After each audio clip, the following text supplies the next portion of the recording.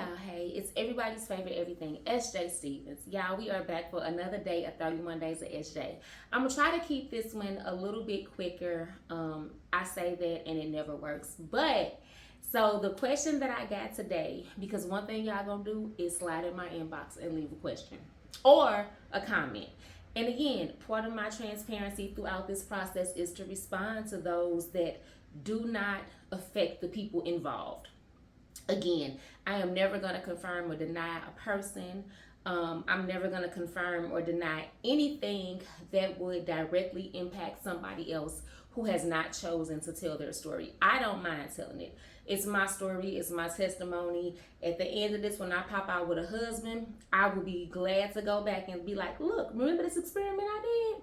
I found my husband while doing it. But it's my story. So again, the gentleman that I dated during this time did not know that it was a dating experiment.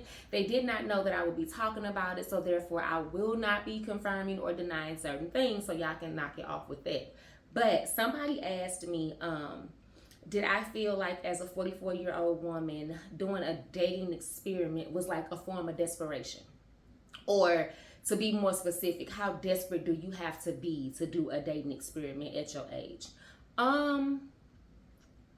The old me would have had a very, very different answer for that. But the new me that's like heathen, trying to get holy, will simply say different things work for different people.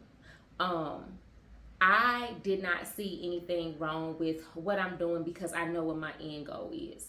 And again, it's not only to absolutely leave 2025 with something, but it's also just to learn more. Like, again, I studied men. Like, I literally took months out of my life to study the behaviors, the patterns, the do's, the don'ts of dating. And if you know me, I've never really dated. Like, typically, I meet a man and we go together for 10 years. The end. Like, that's the story. Like, so I've never had like a date them all type of phase in life. I've never just dated around. I've never just slept around. Like, I've never done a lot of things. So for me, I mean, it was fun for one.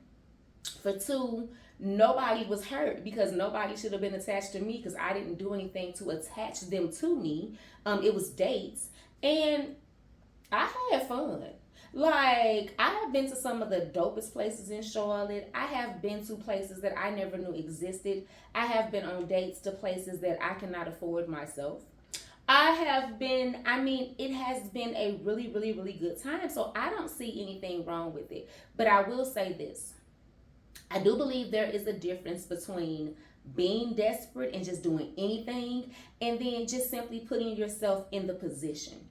What I like to view what I did was put myself in a position, right? If you know me, I typically go to church, I go to work, job number one, I go to work, job number two, I go to the gym, and that's about it. If I really go out, it's with my one friend Latrice or it's with my son. If I'm with my son, men don't look at me because they can't quite figure out what I got going on here with him. If it's me and Latrice, we kikiing in each other's face all night, so men are not approaching us.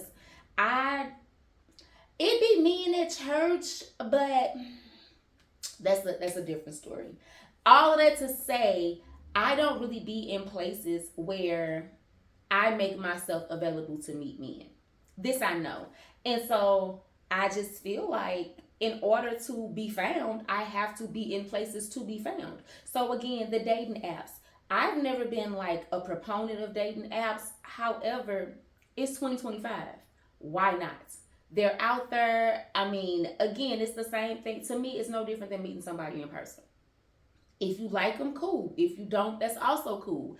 Act accordingly. If you meet them and they're not who they say they are, act accordingly. People are going to be crazy offline or online. So I don't see there being a difference with the exception of opening yourself up to people that you otherwise would not meet.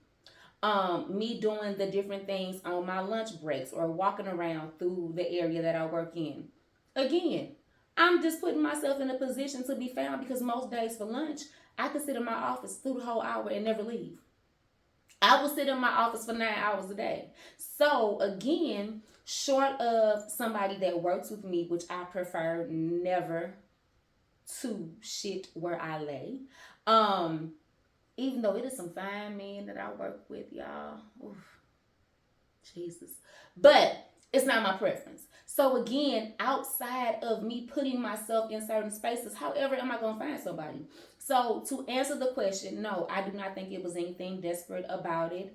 I think it was very necessary because again, I think last year, once I ended my relationship with old boy, I don't think I went on no dates. I don't think I went on a single date. I don't think so. I think it took me like 6 months. 6 months of no dating because I simply wasn't meeting anybody versus 100 dates in 4 months because I put myself in a space. Sounds like a win-win to me. Something else that somebody asked, I must have made a comment in another video a couple days ago. Well, not I must have. I did make a comment about me not having sex and a gentleman saying, well, we've already had sex, so why can't we? And so the topic of me spinning the block came about. So for me, I don't really got nobody who I want to spin the block with. If I'm being fully transparent, I don't have a single solitary man in my life who I am like, oh, let me go back and see. No, I don't.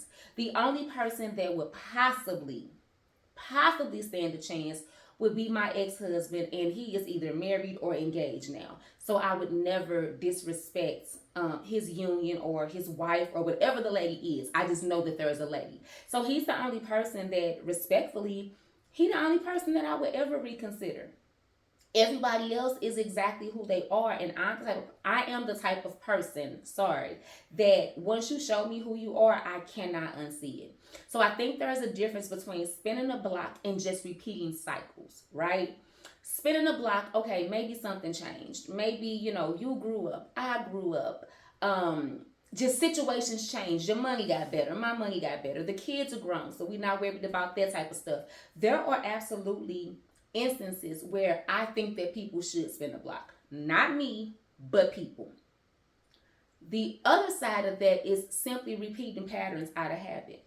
So the gentleman that I dated last year, my Muslim with the dress, father, God.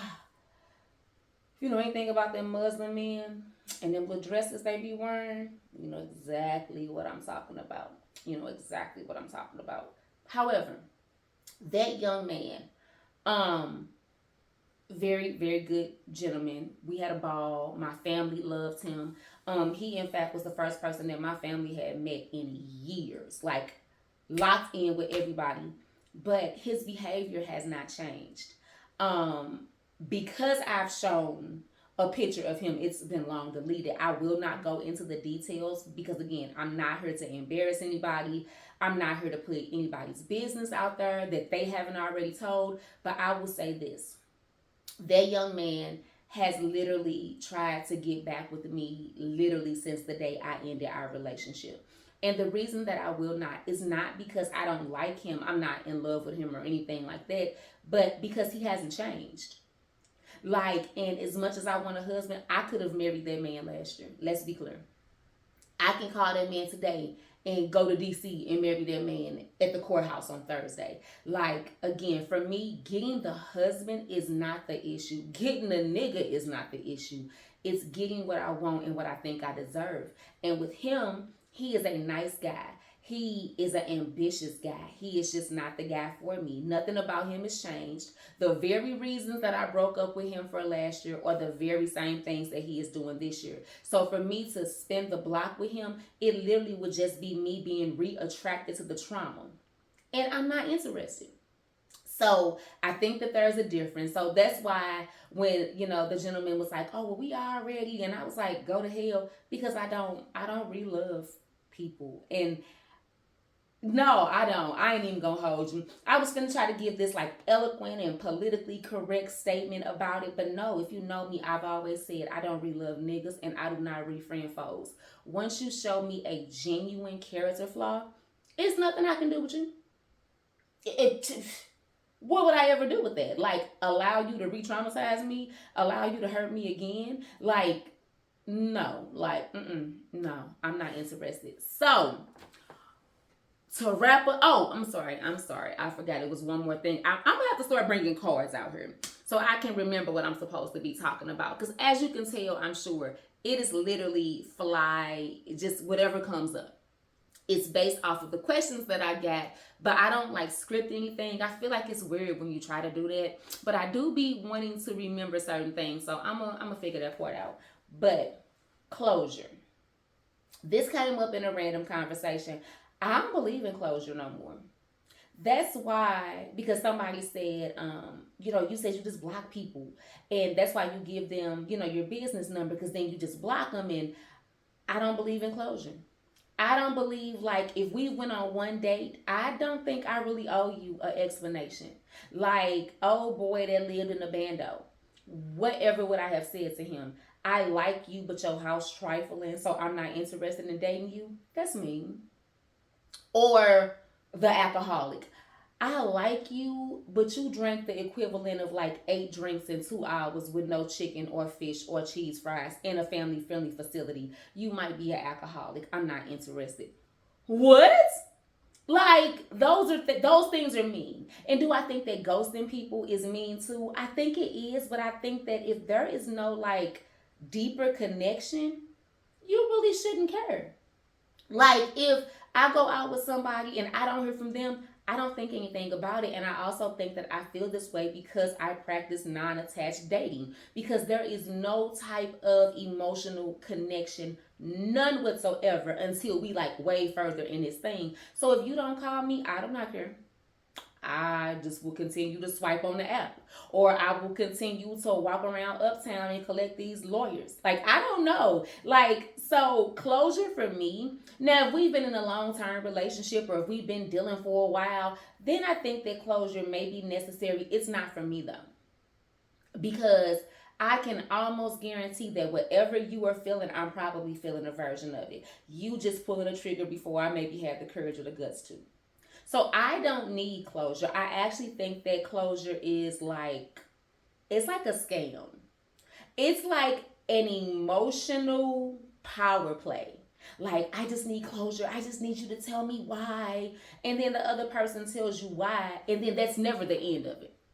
Like, Shamara, why did you break up with me? Well, I broke up with you because your house nasty, your blinds was filthy, but you drive a $90,000 car, but your house looks like it should be condemned. I am concerned about how you manage your money.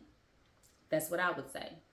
Then he would say, well, no, it's not that, it's just I'm never at home and my cleaning lady was off this week and, all my grandkids came over and tore up the blinds.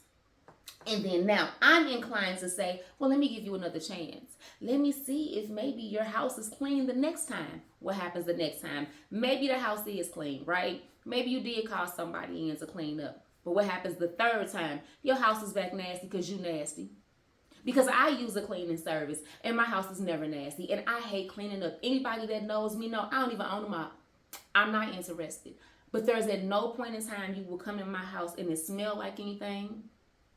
Anything is ridiculously filthy. You're not going to find trash nowhere. It's not going to smell like nothing but love, happiness, and home in here and a home cooked meal. Like, people are who they are. So if I had allowed that gentleman to spin me, because that's exactly what it would have been, I would have just found myself being frustrated. He would have fixed it for the moment. But again, you are who you are. Because one thing about people, if you know you having company, you straighten up. Like, we black. We definitely know that. And I can speak for no other race because black girl. But baby, our mama told us, you don't let nobody come in no nasty house. So again, you invited me to a nasty house, even though the intention was not for me to stay. We were just loading up to go to the next destination, but you invited me into a nasty house. That means you nasty. So closure for what? That's all I'm saying. Like, when you say closure, you're giving people opportunities to like spin you, and I'm just not interested. So that's all I got today. I just wanted to answer a couple questions. I will be back again tomorrow, same time, 12 p.m. I'm going to tell y'all some more dating stories because that's what the girlies really want to hear. They really want to hear these stories, y'all. And I got some stories for y'all ass. So again, I will see y'all tomorrow. Thank you again for everything. Continue to send the comments, the messages. Follow me, TikTok, Instagram, Facebook. Oh, and do not forget, and I will put the information out tomorrow, Thursday, y'all. We are going live. Thursday, I have got one of my homegirls from St. Louis. Like, I thought I knew how to date like a pro. Oh no, baby. She is a professional dater. And we really gonna get the girlies together because we are sick and tired and sick of watching these men run amok around y'all. Because we the ones with the real power if you really want to get into it. So make sure you tune in to get the details about the live and the flyer and just all the things, y'all. So I will see y'all tomorrow.